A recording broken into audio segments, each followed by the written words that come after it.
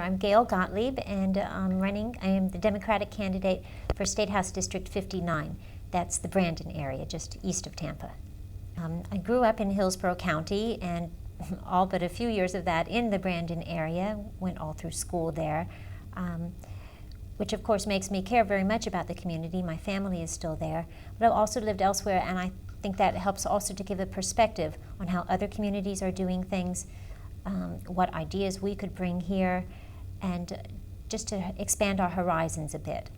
I attended Nativity Church in Brandon, and when I graduated from Brandon High School, I went to Boston College. It was a Jesuit university, and I admired Boston as an center of academic excellence, and also a city that people turn to when they're looking for ideas for social progress. It was it was a center of the women's movement, of the anti-slavery movement, and a lot of other things that I admired. And I also admired the Jesuits for their intellectualism.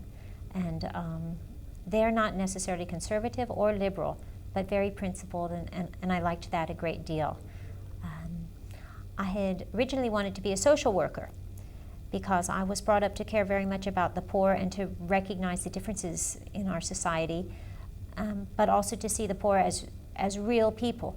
I do believe the system is stacked, that there are things in our society that make it very, very hard for people to get ahead.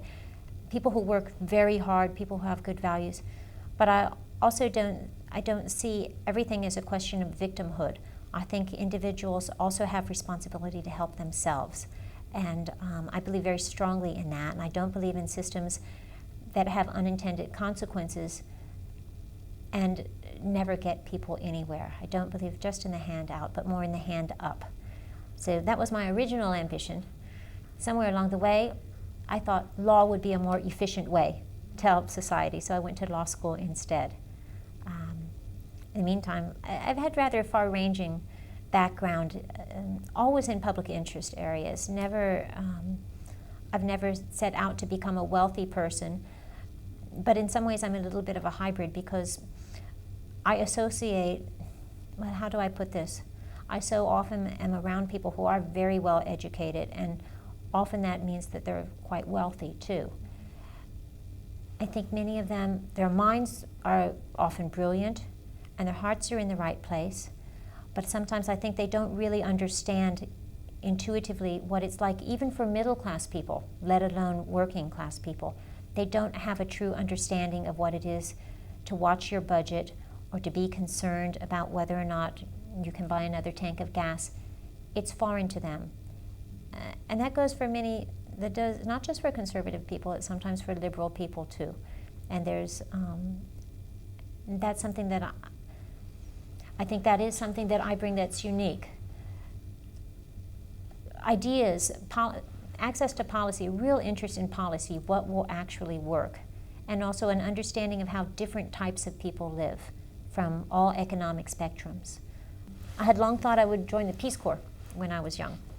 And in fact, there's oh gosh, how many years ago is it now? It's over 30 years ago, a little article in the Tampa Tribune where I was interviewed. I was a national merit finalist, so all the high school kids get interviewed for that, and I was asked what my ambition was, or what I immediately wanted to do. I wanted to join the Peace Corps.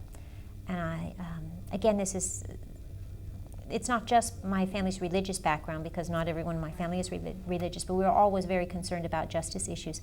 I had the idea I was going to go to a truly impoverished area of the world. I had two areas in mind: Africa, I'd always had an interest in, and South America, because this is not pandering, but I've always loved the language and the landscapes and all of this.